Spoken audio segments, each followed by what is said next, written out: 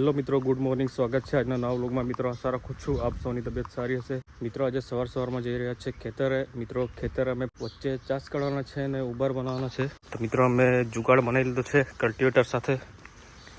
આ બંને બાજુ પાટિયા બાંધી લીધા છે અને વચ્ચેના દાંતા ખેડશે અને આ જે સાઈડમાં પાટિયા છે એનાથી ઉબાર બનશે. મિત્રો અહીંયા ગઈકાલે રોટલી લગાવી હતી એટલે આપણે આજે ઉબાર બનાવવાના છે. ઉબાર બનાવીને ત્યારબાદ મકાઈ વાવવાના છે. મિત્રો હું ખેતર આવી ગયો છું અને અત્યારે બાપુજીની રાહ જોઈ રહ્યો છું. બાપુજી કહેશે એ રીતે આપણે ઉબાર બનાવીશું, કારણ કે બાપુજીની સલાહ વગર આપણે કંઈ કરી શકતા નથી. એટલે બાપુજી આવે એટલે આપણે આ ઉબાર બનાવીશું. ને મિત્રો આ ક્યારી ને આ ક્યારી, આ બે ક્યારીમાં આપણે ઉબાર બનાવવાના છે. ને બીજી 3 ક્યારી હતી નાની નાની, એમાં મકાઈ વાવી દીધી હતી. તો મિત્રો એ મકાઈ આપણે જોઈ આવીએ, મકાઈ ઉગી છે કે નથી ઉગી.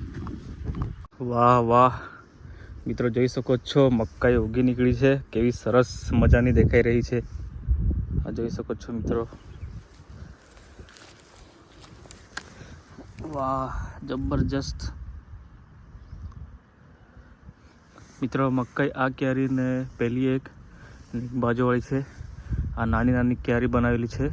મિત્રો આખું ખેતર એક જ છે, પણ ખેતર ખાડા ટેકરાવાળું છે, ઊંચું નીચું છે. એટલે જ્યાં આગળ ઊંચો ભાગ છે ત્યાં એક નાની ક્યારી બનાવી દીધી. પછી જ્યાં આગળ નીચો ભાગ છે ત્યાં અલગ આવી રીતના આ ઊંચો ભાગ છે ત્યાં નાની ક્યારી બનાવેલી છે.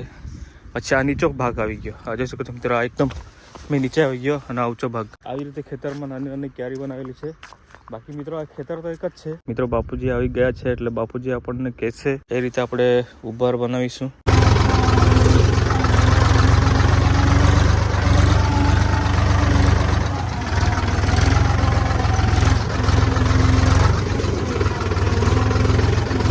મિત્રો આ ક્યારીમાં ને આ ક્યારીમાં, બંને ક્યારીમાં મકાઈ વાવવા માટે ઉબાર બનાવી દીધા છે.